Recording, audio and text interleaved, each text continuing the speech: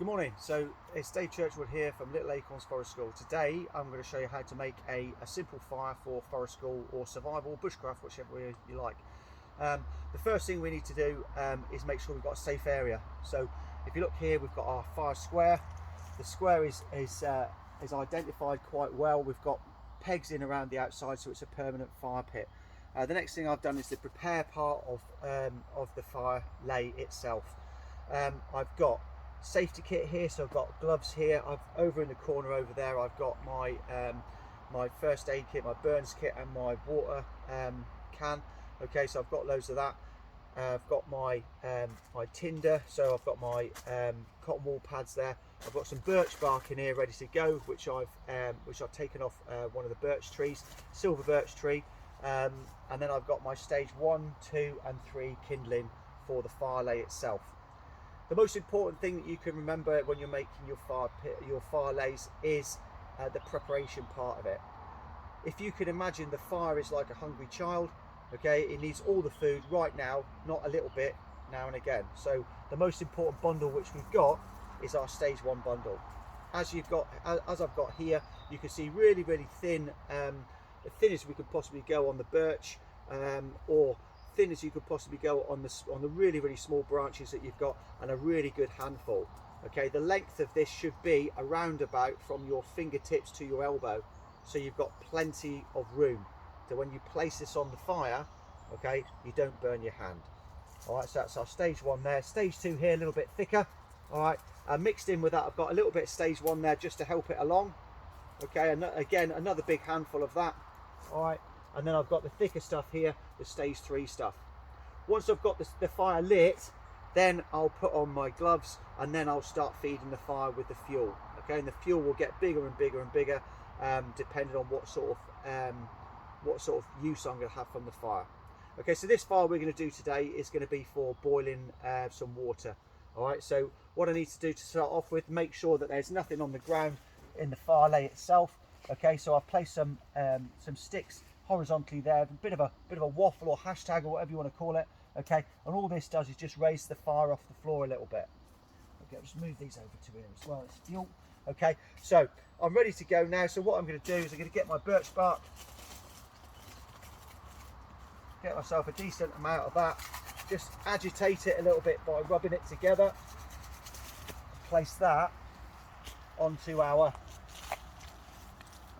fire lay. Okay, our original bit, there we go. Then what I'm going to do is I'm going to take out one of my cotton wool pads from here, and you shouldn't need too many of these.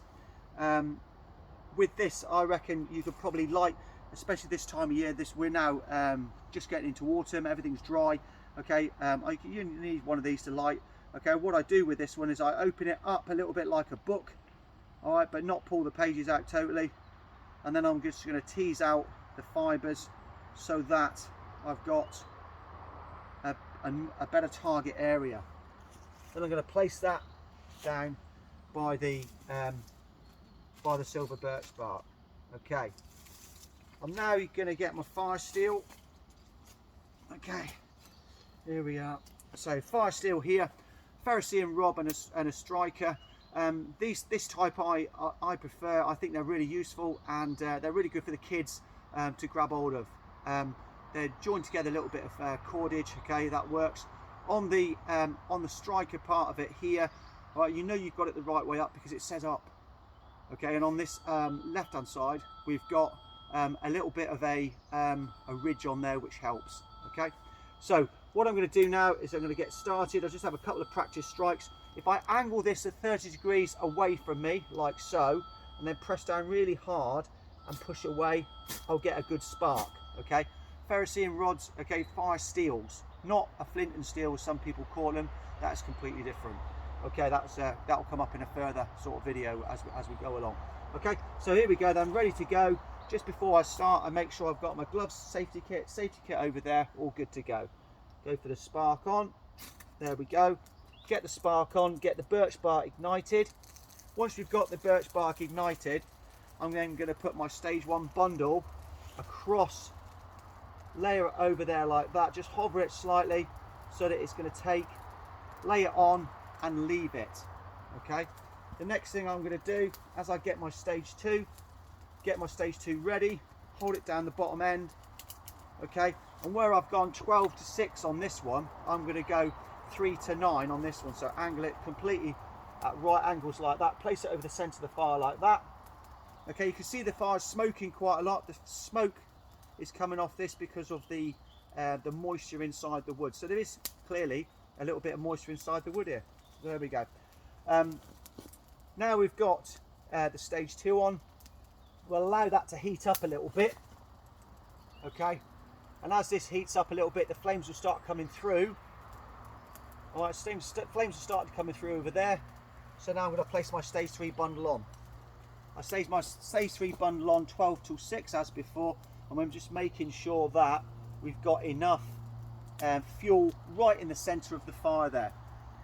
Okay, so you can see the fire starting to lick through here, coming through the stage 2 and the stage 3. Now is the time, everyone, to start wearing your gloves.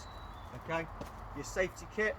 All right, I put my glove on, and then from here, what I'm doing with the fuel is I'm laying it around the side, around the outside like that. Okay, making a kind of a TP sort of method with it. Okay, because I'm going for that thermal punch in the middle to come up and heat my water. Okay, as you can see here, where I put the stage 1 on to start off with, okay, where the fire most needs that energy and needs that fuel to burn, okay, that is why we need to make sure we have a great big stage 1 bundle. If you don't have the stage 1 bundle, what will happen is you won't have enough food for the fire to eat, and the fire will go out, which is fine on a day like this. But if it's raining and you've got to get lit first time, then actually this is quite important. Okay, and that, everybody, is how to make a fire. Okay, I hope you've enjoyed the video. All right, I hope you learned a little bit from it, and I wish you success in every fire that you make. Okay, thanks for watching. Tune in later on for another video, I'm sure. Thanks very much. Cheers out. Bye bye.